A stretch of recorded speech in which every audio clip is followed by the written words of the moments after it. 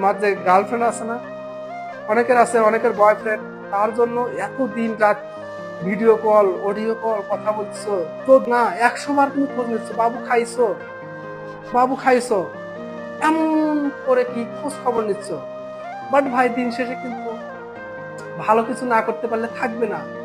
তোমার গার্লফ্রেন্ড যদি ভালো কিছু পায়, বেটার অপশন পায়, তোমার যদি বেস্ট অপশন পায়, তোমাকে ছেড়ে যাইতে 1 সেকেন্ডও ভাববে না। তোমার কত কষ্ট হচ্ছে, তুমি যদি কান্না করো আমি তোমাকে ছাড়া বাঁচবো না, এটা ওটা, বাট 1 সেকেন্ডও তোমাকে নিয়ে ভাববে না।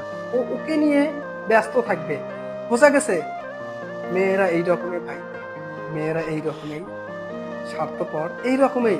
সো ওদের জন্য কিন্তু কি করা যাবে না, ছেলে হোক মেয়ে হোক, কারো জন্য কিন্তু কি করা যাবে না বলতো, নিজের কেরিয়ার নষ্ট করা যাবে না। আগে নিজের কেরিয়ার ঠিক করো, দেখবা শুধু মেয়ে নয়, মেয়ের বাবা মাও তোমার পিছনে ঘুরবে। বিল গেটস এর একটা উক্তি মনে করতেছে, মেয়েদের পিছনে না ঘুরে পড়াশোনার পিছনে ঘোরো, শুধু সময় হলে শুধু মেয়ে নয়, মেয়ের মা বাবাও তোমার পিছনে ঘুরবে।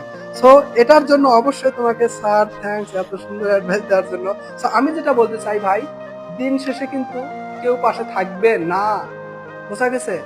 সো নিজেকে কি বলবো, নিজের কেরিয়ারে ফোকাস দাও ভাই।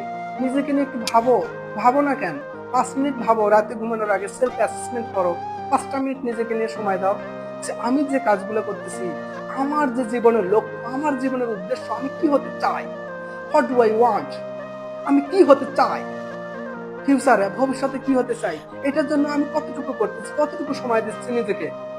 যদি মনটা সায় দেয় তাহলে ওই কাজটা করো, আর যদি না দেয়, যে আমি আমার লক্ষ্য উদ্দেশ্য যেটা, ওইটা বাস্তবায়ন করতে গিয়ে আমাকে প্রপারলি সময় দিতে পারছি না, তাহলে যে কাজগুলো তোমার জন্য হিন্ডার, বাধার, বেরিয়ার, যে বাধার বা বিঘ্নতার সৃষ্টি করতেছে, সেইগুলো থেকে দূরে সরে যাও।